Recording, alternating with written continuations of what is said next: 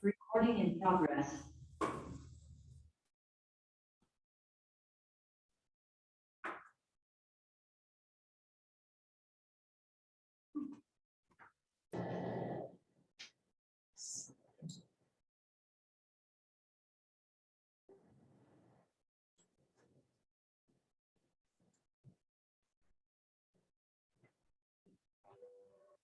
Check 1 2, check 1 2.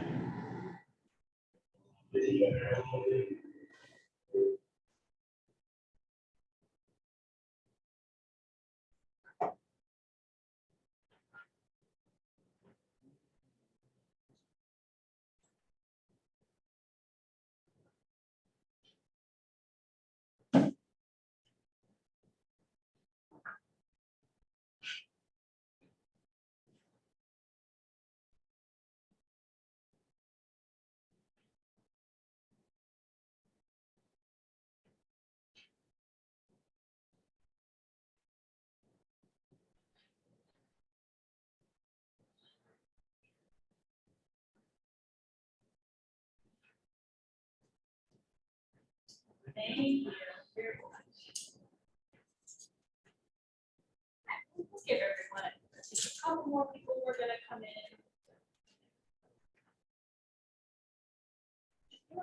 You can see the scope of actual medicine involved in. That's a good question. I'm not with Morehouse, but I know I can. I'm with Georgia State University. They seem to be. The medical doctor have been, it's been in Georgia for 40, 50 years, and you don't hear them involved. Partnering. Commercial, you don't see it as much. They got started.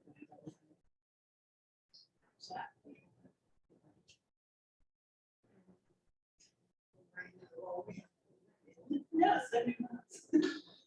It's all relative when you're on the interstate. As we go through Gwinnett, it takes you longer to get into a downtown, but it does mean they drive from state by house. And I'm moving all the time, so I'm just.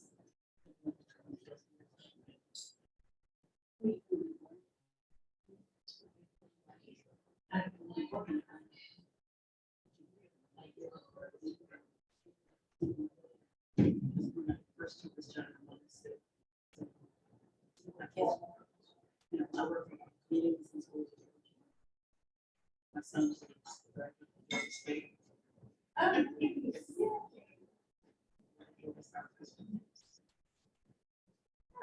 get started. We have a small but intimate group. I like that. That's okay. Whenever I see program sustainability on the program, I get a little nervous. It's not a sexy topic, but it's a necessary topic. So I'm glad that you guys joined today, my session. So it's called Beginning at the End, Positioning Your Program for Long-Term Sustainability. My name is Elizabeth Pavola. I'm at Georgia State University with the Georgia Health Policy Center. And so we do a lot of work with a lot of rural agencies across the nation with Federal Office of Rural Health Policy. And a lot of this work is pulled from our technical assistance with those rural grantees that they really have to build sustainability in their programs because they don't get some of the resources and funds that bigger organizations get. So thank you again for joining. Necessary topic. You guys know how important your work is. I know how important it is, but people aren't out there just handing you shovelfuls of money, unfortunately. It's not the context we live in, it's not the country we live in, so you really have to start building and making that case for your programming in order to build that sustainability. So that's kind of what I want to get at today with this presentation. Just a little bit about the agenda today. It's a small group. I want this information to be relevant to you, so I do want to take some time to get to know you and your programs a little bit more. I'll start off with some terminology so we kind of start off on the same page about what we're talking about when we say sustainability, and then how we talk about it. And then I'll give you an overview of the Georgia Health Policy Center framework for sustainability. I have a little bit of a collaborative activity, and then we will wrap up, and any questions you have, and I'll get you guys out of here for the afternoon. Feel free, it's a small group, interrupt me if I'm going too fast, ask questions as we're doing it. You don't have to wait till the end of the session. Feel free. So just for introductions, I would really like to know you guys, your name and the organization you represent, and maybe just a brief description of your programming, so I can maybe tailor some of this information to that. And what are you looking to gain from this presentation? I can't promise I'm going to cover what you want to get from it, but I may be able to steer you in some directions of resources. But really, for this project sustainability webinar or presentation, what would you like to gain from this? Have anyone that would like to go first? Yeah, thank you. My name is Carol Lewis. I represent Community School of Georgia. We are a statewide network of different 501c3 affiliates that are located across Georgia in smaller school districts. We serve roughly just under 100,000 students statewide. And we partner with schools to provide in-school recognized support services and in communities in partnership. What I would like to gain from this is that we always have to be given the end money, because most nonprofits, the way we're funded is an unnatural act. So it's very difficult. They don't fund you for success. They fund you based on grant periods and focus on. So always thinking about how to help not only the affiliates, but as the state office, it keeps the nonprofit as well to be able to sustain.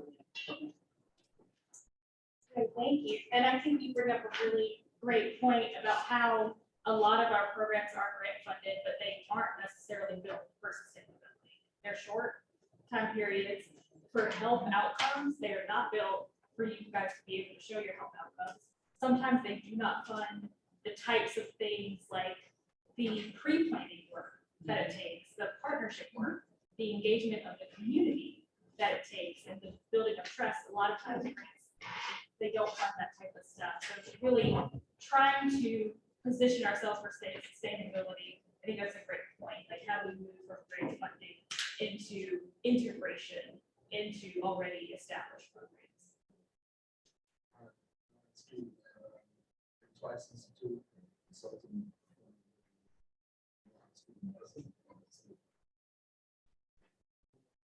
What we do is we help corporations and communities engage their.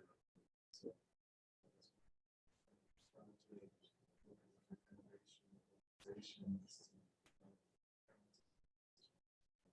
we do some training on sustainability.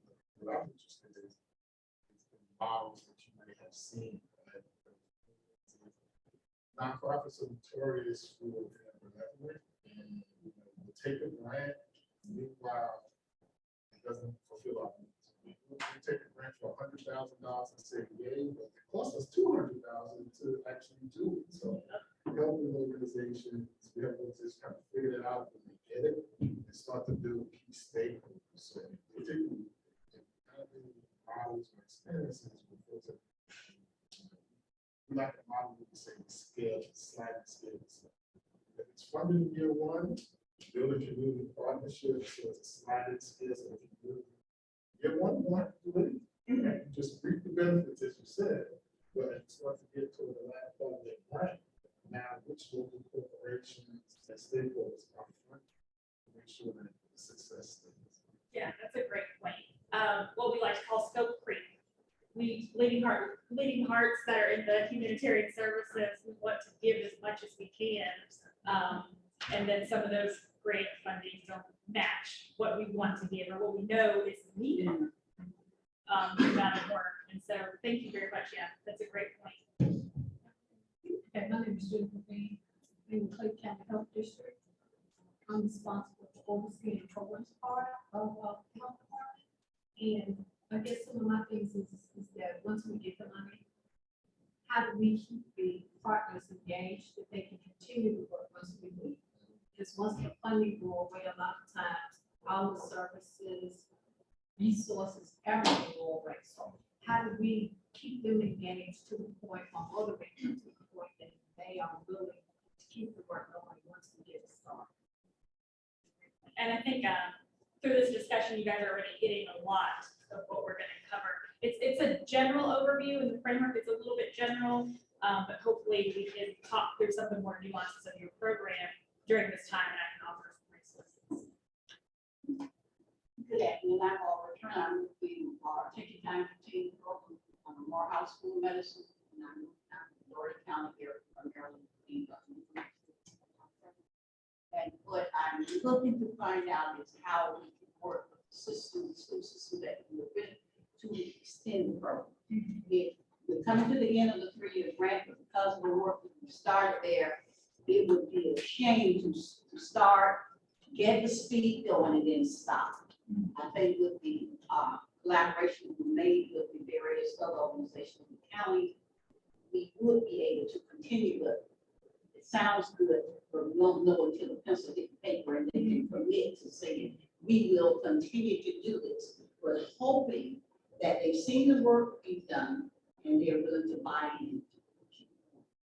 Really benefit the students in the area. Thank you. Kim Garrett, I'm a school improvement specialist in Worth County High School. And I work with Ms. Turner in our region, I guess. And just like lots of other people have stated, I just, I want to know how we can continue to fund what we already started. And we can keep that for students.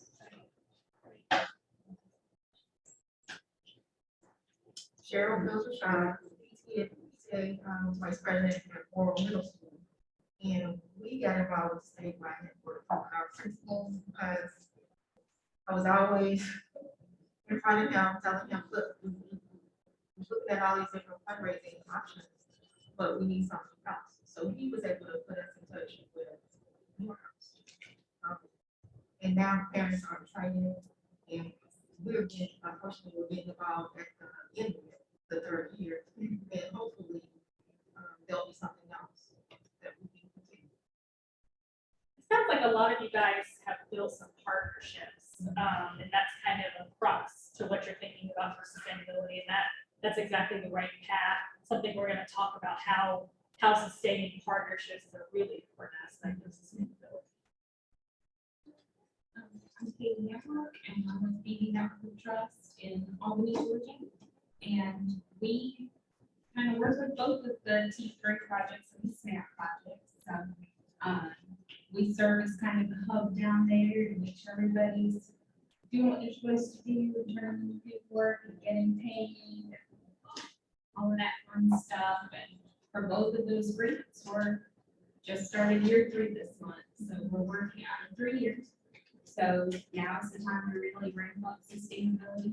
We're trying to build it in little pieces along the way by getting people, for T3, having people trained in different counties so that training stays in the area.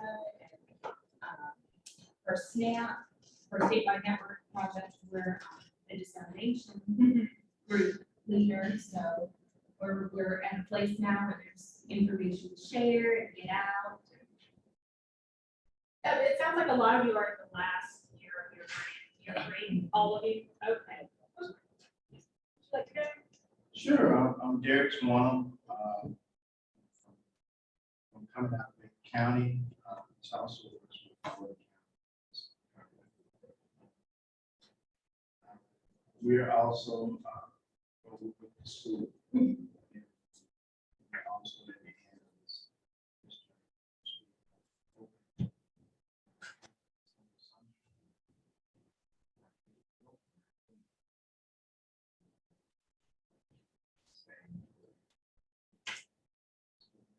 Okay, thank you. Thank you so much. I didn't miss anyone, did I?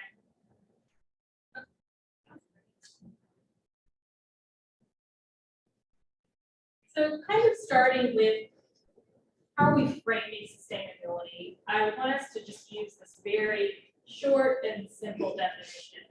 Its programs or services continue because they are valued, they draw support, and they have resources. There's a lot of different ways to describe and define, but for our purposes, let's use the short and sweet definition. And it's really about working towards ensuring that your initiative is valued by your staff, it's valued by your leadership, and also your end users, so the people that are participating in those services, so that the support to invest is there and it maintains the programming once the grant ends. You know, we all know that you can do all this great work, but if your leadership and your stakeholders and your program users aren't committed, they're not sure what they're getting from this, they're unclear about what they're supposed to be doing in the program or in the partnership, that's going to really hinder that sustainability post-grant work. So, you know, someone mentioned begin with the end in mind, and I actually put that on here. It's a great way to think about sustainability. This is from 7 Habits of Highly Effective People. If you guys have heard of that, read that, it's very famous. This is habit number 2, and it's really relevant when we're thinking about sustainability.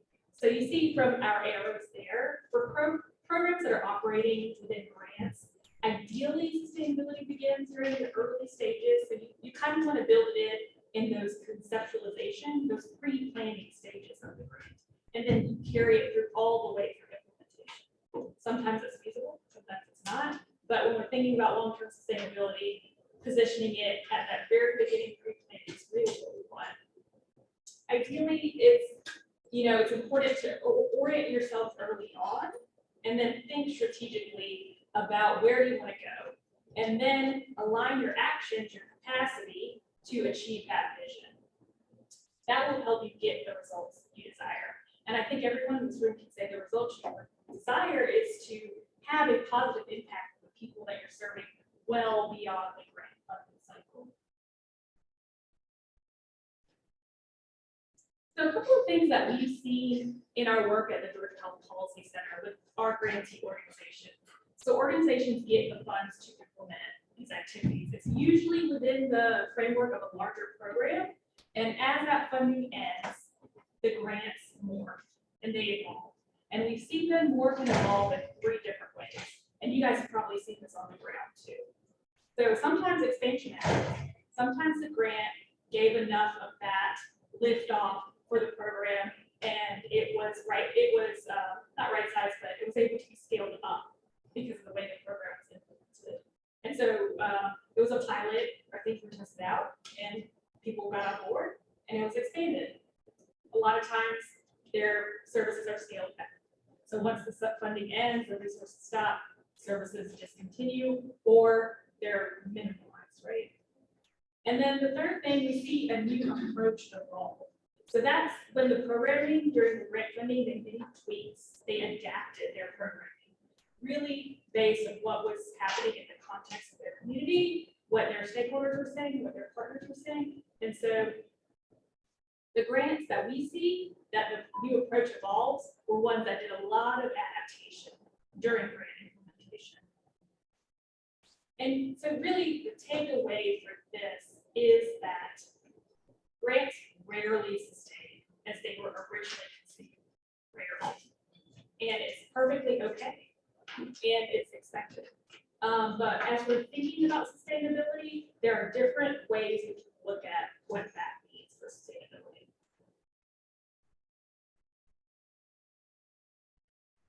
So you guys actually alluded a little bit to some of the challenges while you were speaking. So we see challenges and we kind of parsed them out in these 4 buckets. You're aware that all these challenges are going to make it harder to build out long-term sustainability.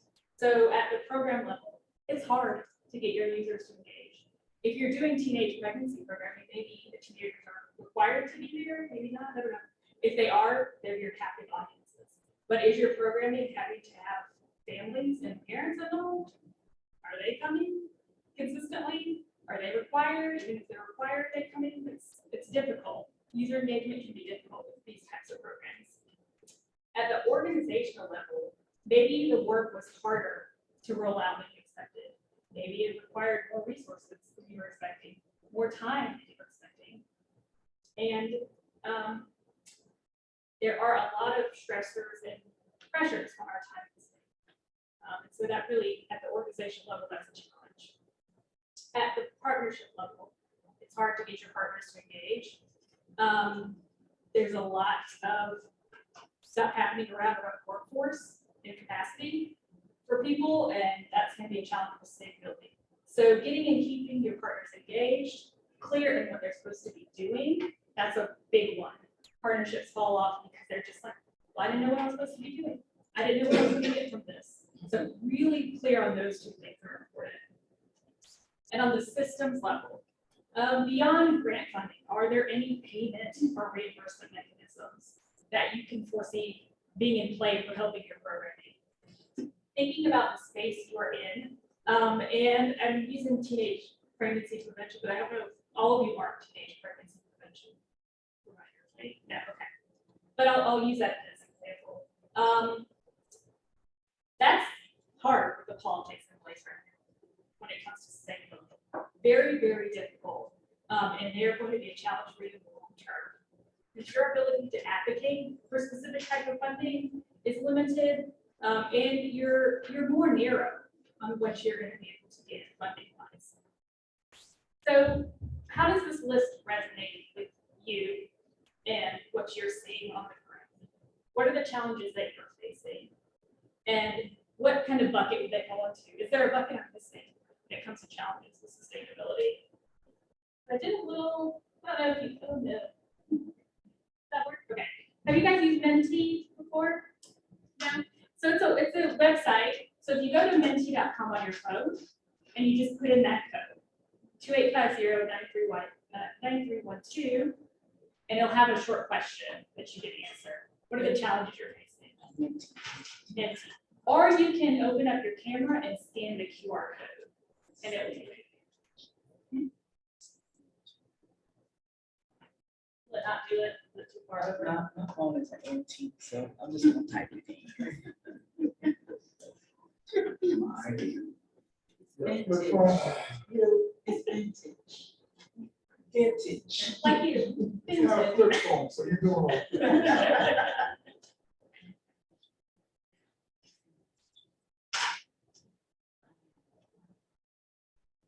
Is it working for everybody? That was Yes. able to- Okay.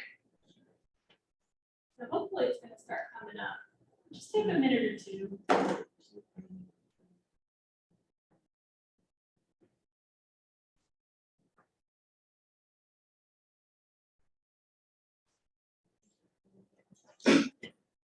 2850-9312.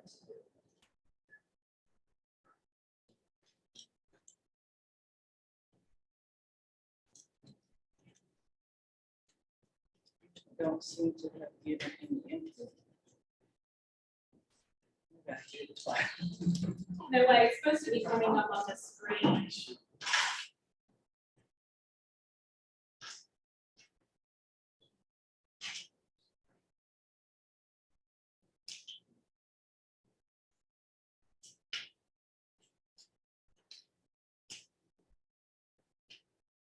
They come in here and test with you.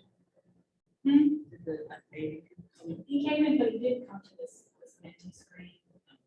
So I don't know if it's because of slow internet.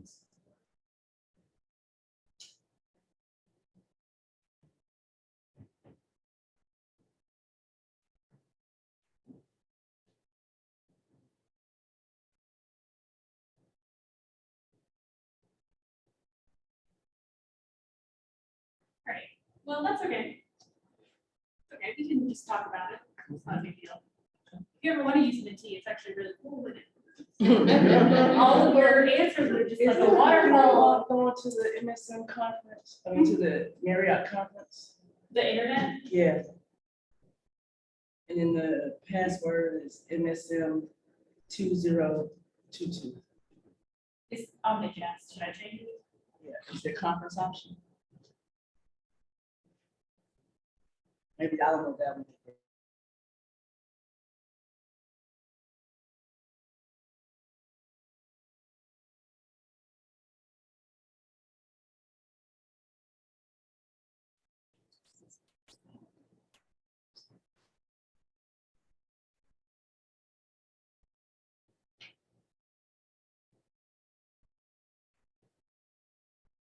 All right, no worries. So those that were able to, or those, what are some challenges that you're facing when it comes to sustainability? I'm just looking for the next new thing. Your attention span is really. Shiny, creating?